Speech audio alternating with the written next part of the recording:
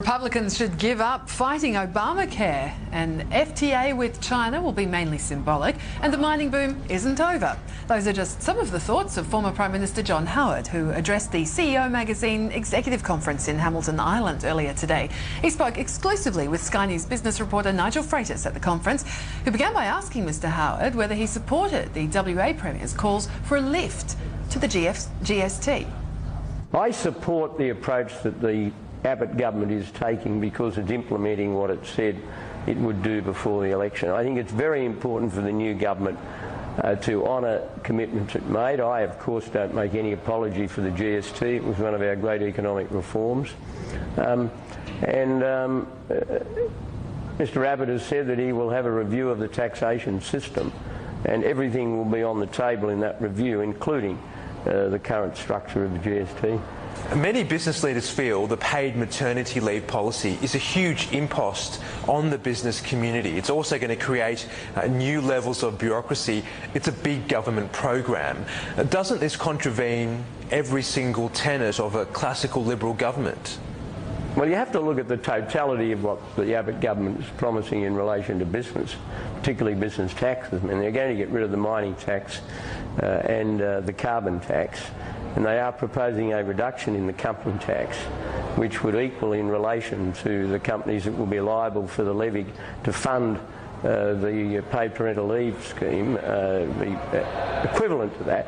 So I think you have to look at the totality of it to make a correct judgment about the approach of the government towards business regulation. But it's not a policy you would have introduced. Well, when we were in government, we looked at it and we decided against it. But that's 6 years ago. And everybody knows that I'm a great supporter of Tony Abbott, and I'm very pleased that he's the new Prime Minister. But that doesn't mean to say that we agree on every single thing. When we were in government, we had a different view, and I think the view we took when we were in government was the right view to take then.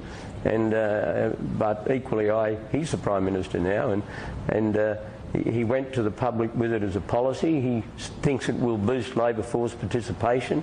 He thinks it's a recognition of changed circumstances for. And you have to respect that. And he argued his case, and he won the election.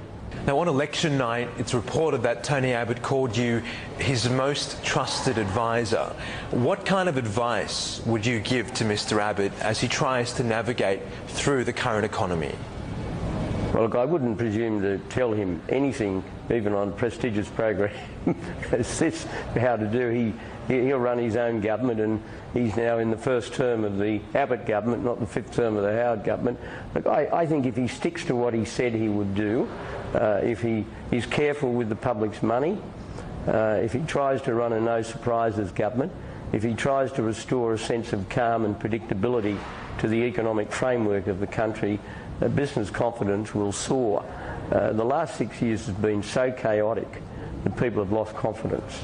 And I can already sense, moving around Australia, that people are so relieved that we have a normal orthodox adult government back in charge, one that's not riven by personality arguments and leadership disputes, one that has a clear mandate to do certain things, and incidentally has a Senate outcome that was better than I feared it might be. Coming up, Janet Yellen has been nominated by President Obama as the next Fed chair. Details next.